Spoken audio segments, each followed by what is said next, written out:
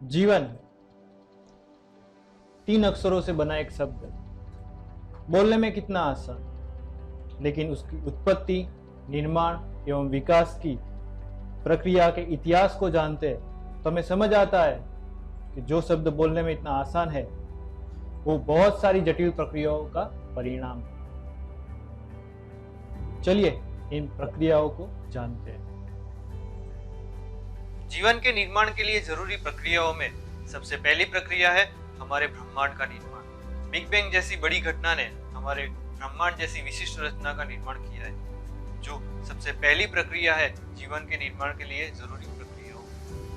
उसके बाद दूसरी प्रक्रिया है हमारी गैलेक्सी आकाशगंगा का निर्माण। उसमें तीसरी प्रक्रिया है हमारे सौरमंडल का निर्माण, जिसमें कई एक ग्रह, उपग्रह और एक तारे का समावेश होता है। उसके बाद जो प्रक्रिया है वो है पृथ्वी के चंद्रमा का निर्माण, जिसका गुरुत्वाकर्षण बल पृथ्वी पर धरती एवं ओट जैसी कई पर्यावरण घटनाओं के लिए जवाबदार है। सबसे आखिर में है पृथ्वी पर जीवन के अनुकूल वातावरण का निर्माण। सबसे पहले पृथ्वी पे जीवन के अनुकूल एटमॉस्फेयर बना, फिर हाइड्रोस्फीयर, फिर लिथोस्फीयर, और उसके बाद जो प्रक्रिया है वो है जीवन के आधार माने जाने वाले कोश का निर्माण, जिसे हम जीवन भी कहते हैं, और जो आज की हमारी चर्चा का मुख्य विषय भी है। चलिए यात्रा को आगे बढ़ाते हैं।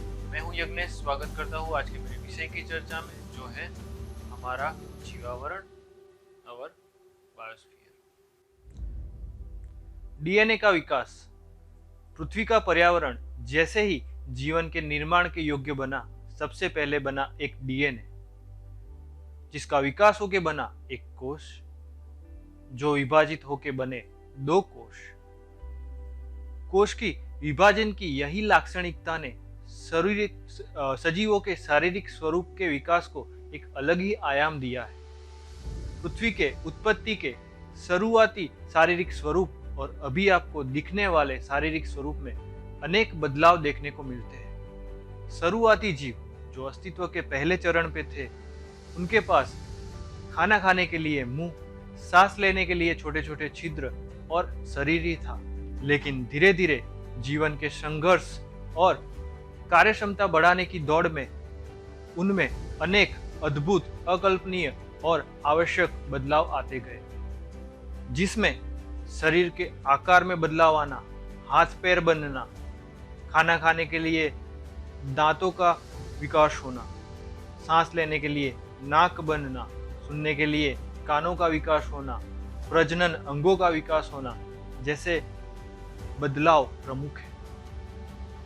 सजीवों के शारीरिक स्वरूपों में होने वाले इन्हीं प्रमुख बदलावों ने सजीवों के विकास को एक नई दिशा दी। जैसे सूक्ष्म जीव, जिनमें विकास होके मगरमच्छ जैसे जीवों का विकास हुआ, जो खुराक की तलाश में जैसे ही जमीन पे आए, उनमें से डायनासोर जैसे विशालकाय जीवों का विकास हुआ, जिनके विलुप्त हो जाने के बाद बची हुई सजीव सृष्टि में अनेक बदलाव होने के बाद हमें अभी का आज का जीवन देखने को मिलता है, जिसे हम पृथ्वी का जीवावरण भी कहते हैं। अगर पृथ्वी का चक्कर लगाते तो हमें जीवावरण के अलग अलग स्वरूप देखने को मिलते हैं, जिसमें सबसे पहला है समतल प्रदेशों में रहने वाले जीव। अगर समग्र सजीव सृष्टि को अलग अलग वर्गों में विभाजित किया जाए तो एक बहुत बड़ा वर्ग मिलेगा जो समतल प्रदेशों में जीवन बसर करता है, जैसे शेर, बाघ, हाथी, हिरण जैसे वन्यजीव,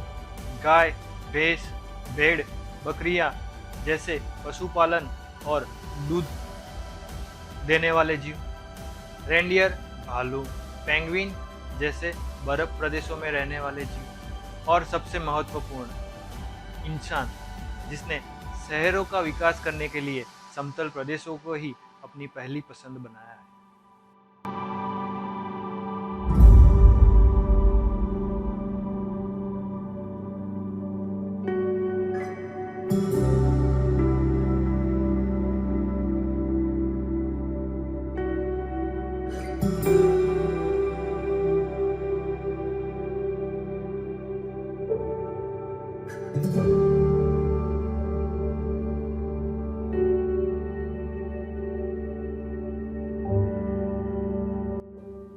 तीसरा बड़ा वर्ग है पानी में बसने वाले जीव। अगर विविधता की दृष्टि से देखें तो सबसे ज्यादा विविधता हमें पानी में रहने वाले जीवों में ही देखने को मिलती है। पृथ्वी पर उपस्थित सबसे बड़ा जीव पानी में ही रहता है, जिसे हम ब्लू व्हेल के नाम से भी जानते हैं। इसके अलावा छोटी छोटी मछलियां, मगरमच्छ, 8 पैरों वाला ऑक्टोपस भी हमें देखने को मिल जाते हैं।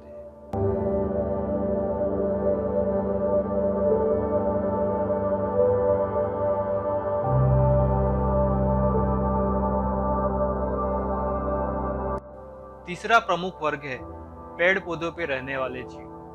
पृथ्वी पर एक ऐसा वर्ग भी अस्तित्व धराए हुए है जो पेड़ पौधों पर रहता है, जिसमें सूक्ष्म जीवों से लेके कई सारे पंछियों का समावेश होता है।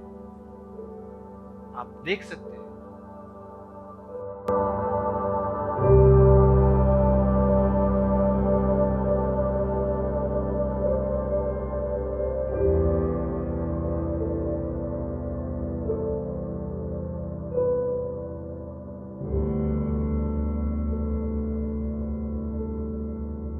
सबसे आखिर और महत्वपूर्ण वर्ग है हमारे जंगल,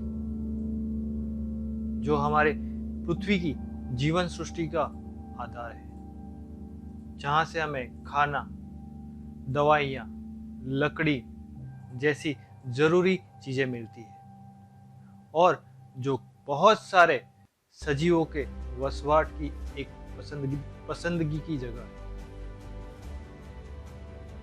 जी हाँ, बहुत सारे महान व्यक्तियों ने कहा है कि वृक्ष में भी जीव होता है, उनको भी अन्य सजीवों की तरह महत्व देना चाहिए।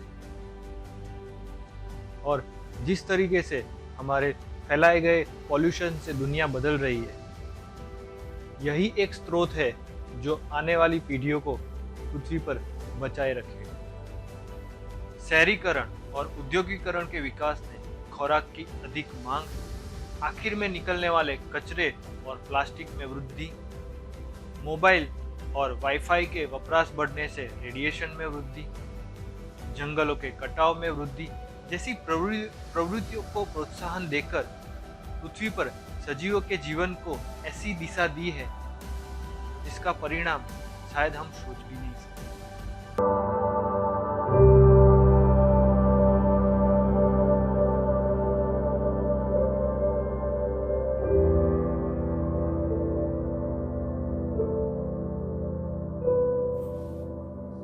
जीवावरण के बारे में इतना सब जानने के बाद ये हमारी नैतिक जवाबदारी बन जाती है कि विकास की दौड़ में प्रदूषित कर दिए गए इस जीवावरण को सुरक्षित बनाने के तरीके खोजे और हमारे पास जो ज्ञान है उसे और लोगों में भी बांटे और आने वाली पीढ़ी को सुरक्षित बनाए।